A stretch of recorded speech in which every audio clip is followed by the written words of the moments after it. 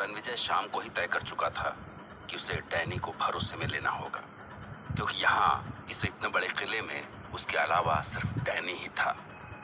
इसलिए उसे रत्नागढ़ के इस किले से बाहर निकलने का रास्ता भी केवल डैनी से ही मिल सकता था। और उसके लिए सबसे सही वक्त वो था जब रात को डैनी उसके सामने टेबल पर होता था। Try this too. It's our traditional dish. Lal Mas.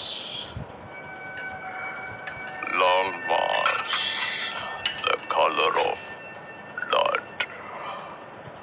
Blood. Blood.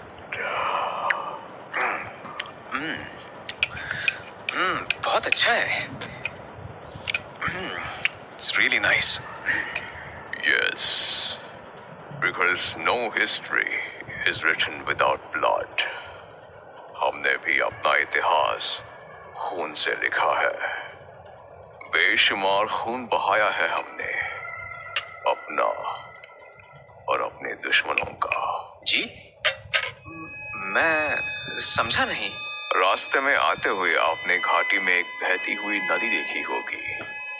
जाने कितनी बार उसको हमने खून से लाल किया है। अपने इतिहास पर गर्व है आपको। Yes, we are proud warriors. जंग हमारे खून में है और जुनून भी। जुनून। क्या दिन थे, कितनी लड़ाइयां, कितना खून। I really miss those times. पर जंगों से इतना प्यार क्यों है आपको? क्योंकि वो जंगें हमने अपनी आजादी के लिए लड़ी और जान पर खेल कर जीती। आप नई पीढ़ी के हैं, इसलिए नहीं समझेंगे। इस शानदार रियासत को छीन लेने के लिए कैसी भूख थी हमारे दुश्मनों के अंदर।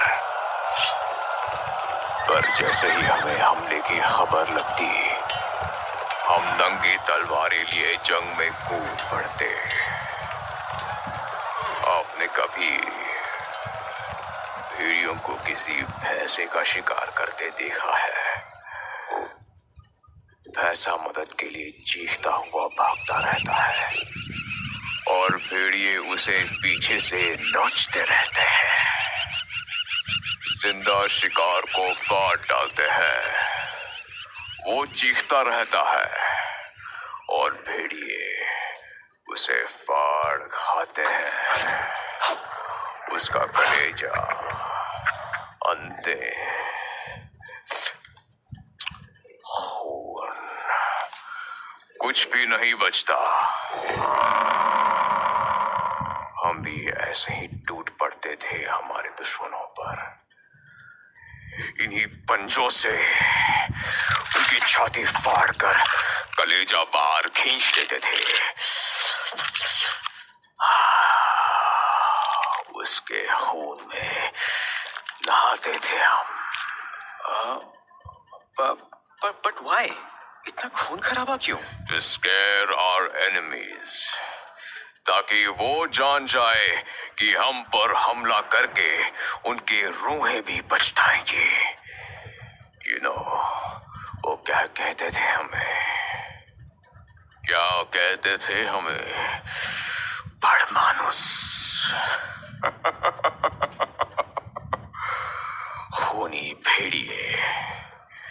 क्योंकि इंसानों की शक्ल में खूनी भेड़िए ही तो थे हम, जिन्हें देखते ही दुश्मनों के हाथों से तलवारें छूट जाती थी।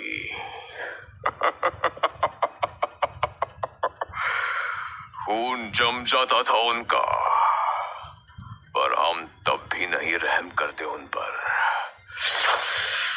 फाड़ खाते थे उन्हें। फाड़ खाते थे?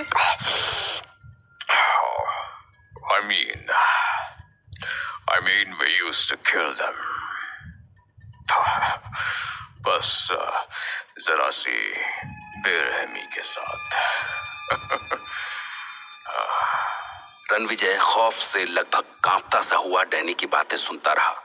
वो बातें करते करते खुद भेड़िया सा बन गया था। उसकी लाल लाल आंखें, बाहर निकल आए दांत और उसके गले से आती भेड़ियों से गुर्राहट। पर फिर अचानक वो नॉर्मल हो गया। Actually, my dear friend, I must say I'm impressed with your capabilities.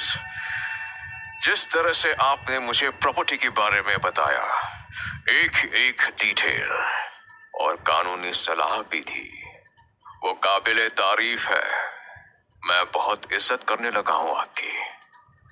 By the way, mister Ranvijay, क्या यहाँ आने के बाद आपने अपने बॉस को कोई लेटर लिखा? जी मुझे वक्त नहीं मिला। That's okay. बट मुझे लगता है कि आपको उन्हें खत लिखना चाहिए। उन्हें चिंता हो रही होगी आपकी। ये लीजिए पेपर्स और लिखना शुरू कीजिए।